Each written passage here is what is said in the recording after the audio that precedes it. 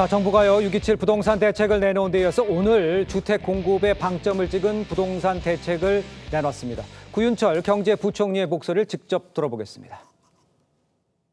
그러나 2022년 이후 착공이 감소되는 등 서울 수도권의 주택 공급 여건이 녹록치 않으며 주택시장의 근본적 안정을 위해서는 충분한 공급이 기요합니다. 2030년까지 서울 수도권에 총 135만 호의 신규 주택을 착공하겠습니다.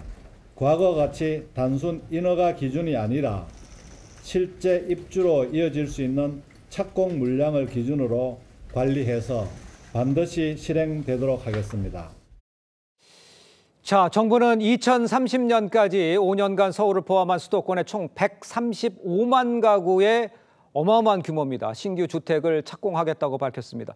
이재명 정부 출범 후에 첫 부동산 공급 대책인데 이 내용은 어떻게 들으셨고 또 어디에 포인트가 있다고 보십니까? 그렇습니다. 이제 9.7 부동산 대책의 핵심은 일단 중장기 공급을 늘리겠다라는 겁니다. 특히 수도권의 주택 공급을 향후 2030년까지 135만 호입니다.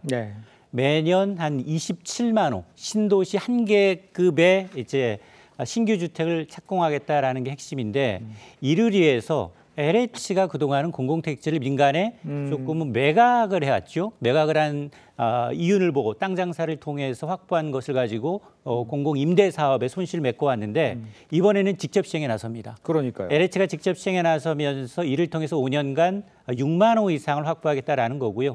이를 위해서 뭐 공공택지 인허가 절차 단축하면서 사업기간 2년 정도 줄이고 또 노후 공공임대의 경우에는 용적률을 최대 500%까지 위로 더 지을 수 있는 한도를 좀 높여서 고밀도 재건축을 하겠다라는 내용이 포함이 돼 있어서 기존의 6.27 대책이 대출 규제에 방점이 맞췄다면 이번에는 일단 이 중장기적인 공급 확대에 초점을 맞춘 게 특징적입니다. 알겠습니다. 조금 안에 좀 들어가서 좀 들여다보면 아까 LH만 언급해 주셨는데 이 LH가 이 사업을 주도할 수 있는지 지금 부실 이야기도 나오고 있는데 이게 과연 가능한지 이거는 어떻게 평가를 하세요? 맞습니다. 두 가지가 좀 걱정이 돼요. 우선 이제 공공 부분 중심으로 주택 공급 역량을 강화하겠다라는 겁니다. 공공 부분 하면 LH 그리고 서울시 SH거든요. 근데 지금 LH의 경우에는 부채가 140조 원이 넘습니다. 부채도 과도한 데다가 이제 금리 부담까지 떠안고 있어서 재무 여력이 크게 악화되어 있습니다. 여기에다 5년간 이제 6만 채 이상을 공급하겠다라고 했는데 이런 상황에서 대규모 적자가 예상이 되는 공공주택 공급을 주도하기에는 재정 여력의 한계가 뚜렷해 보이고요. 두 번째는 수도권이 2030년까지 135만 호의 신규 주택을 착공입니다. 첫 삽을 뜨겠다라는 얘기인데, 근데 앞서 이제 3기 신도시 2019년 문재인 정부부터 시작이 됐죠. 남양주, 뭐 하남, 교산, 인천, 계양 5곳에 올해부터 입주를 목표로 했어요. 한 32만여 가구를 분양하겠다라는 거였는데 지금 올해 착공률이 6%입니다. 올해는 이제 이 입주 물량이 하나가 없고요. 내년에 가장 먼저 입주가 인천 계양을 시작으로 하고 있기 때문에 이게 사실 첫 삽 뜨고도 재건축 재개발은 5년 내지 8년을 보거든요.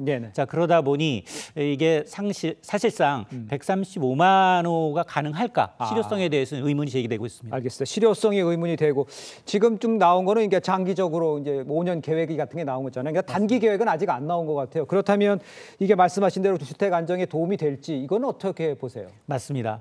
지금 가장 큰 이제 관심사가 우리가 지금 6.27 대책을 내놓으면서 이게 도대체 어느 정도까지 효과가 있을 것이냐? 2개월에서 많게는 6개월을 봤거든요.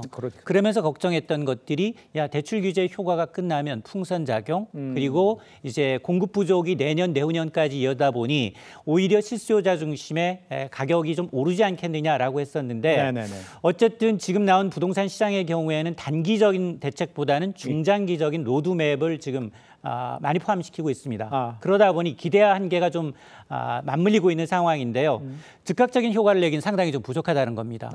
그러다 보니까 신도시 입주라는 게 지금 빨라야 지금 3년에서 5년, 8년 이상 소요되기 때문에 당장 집값 안정에는 좀 한계가 있을 수밖에 없고 그리고 시종 속도가 중요한데요. 물론 이제 공공이 하게 되면 부지확보 측면에서는 빨라질 수 있겠지만 지금 3기 신도시가 늦어진 것도 토지 보상과 주민과의 이제 반발에 의해서 큰 변수가 되고 있기 때문에 예. 이런 것들을 어떻게 좀 조율을 하냐가 관건입니다. 그렇군요.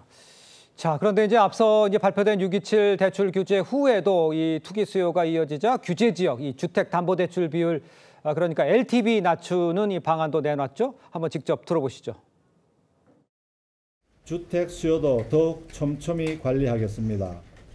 규제 지역 LTV를 50%에서 40%로 낮추는 등 대출 규제를 보완하고 동일 시도 내라도 투기 우려가 있는 지역은 국토부 장관이 직접 토지 거래 허가 구역을 지정할 수 있도록 해서 투기 대응을 강화하겠습니다. 이렇게 되면 이거 살 수 있나요? 집을 살고 싶은 사람들? 이게 디테일을 좀 들여다봐야 되는데요. 예. 그러니까 이제 대출부터 시작을 해서 당장 내일부터입니다. 네. 규제 지역하면 강남 3구하고 용산구입니다. 예. 여기에 대해서는 이제 주택담보 인정 비율, 집값의 그동안은 50%까지 허용을 했다면 이거 40%로 낮추겠다라는 겁니다. 네. 근데 강남 3구와 용산구의 경우에는 여긴 대출받고 집 사는 데가 아닙니다. 아. 이달 1일에 잠실에 있는 리엘이라는 아파트를 1순위로 공급을 했어요. 여기 경쟁률이 600대 1입니다. 632대 1. 그러니까 여기 전용 면적 59제곱미터, 즉 25평형의 분양가가 16억 3천만 원이 육박을 하는데 예. 여기 대출 6억 원밖에 안 나옵니다.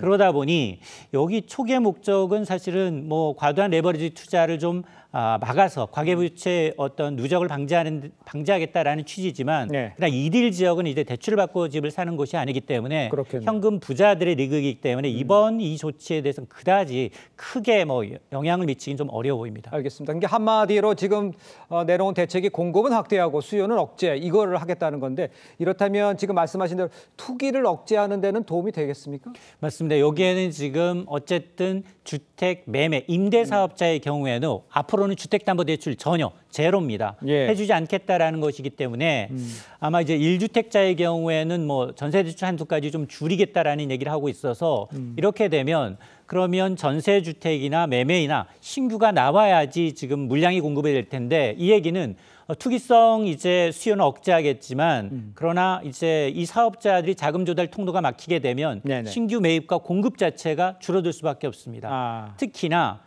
비아파트 부분, 이제 빌라라든가 다세대 주택은 대부분 민간에 의존하고 있는데 그렇죠. 이런 공급 자체가 줄어들게 되면 이른바 주거 취약계층 무주택자들의 어떤 주거 사다리가 사라질 수밖에 없는 상황이기 때문에 사실 투기 차단의 효과는 분명하지만 임대차 시장의 위축은 좀 불가피한 상황입니다.